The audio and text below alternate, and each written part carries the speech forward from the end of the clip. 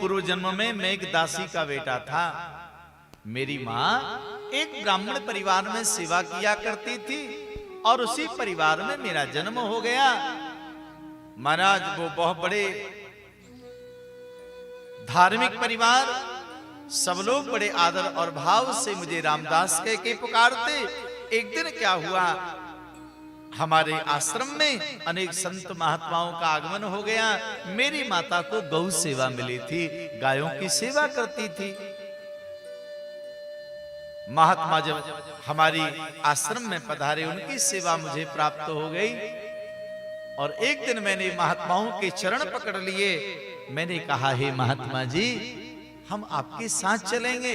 अब आपका सत्संग सुनते सुनते, आपके श्रीमुख से कथा सुनते सुनते वैराग्य हो गया है। अब हम वन में चलेंगे, आपके साथ चलेंगे। महात्माओं ने कहा, बेटा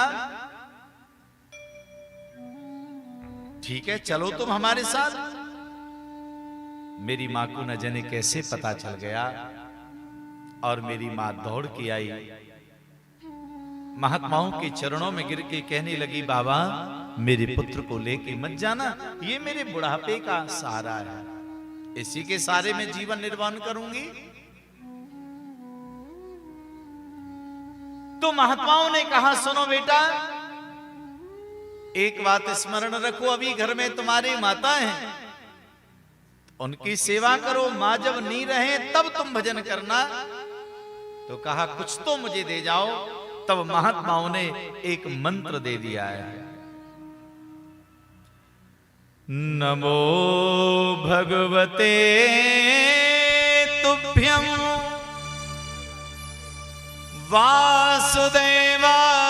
वासुदेवाय धीमहि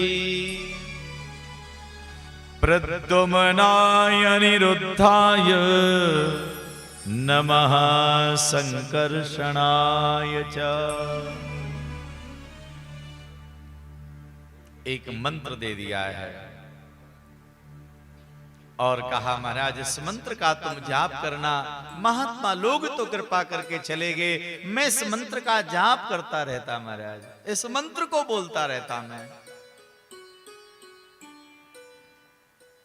एक दिन मेरी मां को पता चल गया और मेरी मां विचार करने लगी, कहीं ऐसा ना हो ये मेरा बेटा जो है ना आजकल ये भजन ज्यादा करने लगा है, कहीं ऐसा ना हो कि ये बाबा बन जाए। और माताओं का बड़ा विचित्र स्वभाव रहता है, अगर घर का बालक नास्तिक होता है तो इनको चिंता रहती है, पूजा पाठ नहीं करता है, भजन नहीं करता है, बड़ा नास्तिक है। और यदि कोई बालक ज्यादा भजन करने लग जाए तो भी इनको चिंता बढ़ जाती है। फिर चिंता ये लगती है कहीं ये बाबा ना हो जाए। तो तुरंत मां ने बुलाया, बेटा बुढ़ापे में भजन कर लेना, ये कोई भजन करने की अवस्था है, अभी तो तुम बालक हो। नारद जी कहने लगे, व्यास जी मेरी मां ने मुझे भजन नहीं करने दिया, जब जब भजन करने को बैठता मां मुझे तुरंत अपने पास बुला लेती। और एक दिन महाराज जब मैं भजन करने को बैठा, मेरा तार गोविंद से जुड़ा, मेरी मां ने आवाज लगाई, बेटा इधर आओ। तब मुझे इतना क्रोध आया, इतना क्रोध आया, और मैंने कह दिया, हे भगवान ये मेरी मां जो है ना मुझे भजन करने नहीं देती है, ये मर जाए। हे भगवान, मैंने कहा ही था, भगवान न जाने बगल में ही बैठ के सुन रहा था। अगले दिन सवेरे सवेरे मेरी माता गौदोहन करने के लिए गौशाला में गई, और गौदोहन करके जैसे ही मां आ रही थी तो अंधेरा था, सर्प एक जा रहा था। मेरी मां को अंधेरे में ठीक से दिखाई न दिया और मेरी मां का पैर सर्प के ऊपर पड़ गया, सर्प ने डंश मार दिया, मेरी मां का प्राणांत हो गया, वो मर गई। मैं बहुत रोया।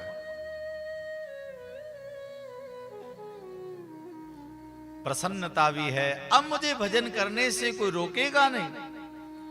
और दुख मुझे इस बात का है, जिस मां ने मुझे भजन करने के लायक बनाया, आज वो मेरी मां मुझे छोड़ के चली गई। महात्माओं को कहां ढूंढूंगा। तो गया उत्तर दिशा की ओर। चलते चलते हिमालय की तलहटी में पहुंच गया। महात्मा लोग तो मिले नहीं। उनके दिए हुए मंत्र को जाप करने लगा वहीं पर बैठकर। और कुछ समय तक मैंने मंत्र का जाप किया। उसी समय आकाशवाणी हो गई।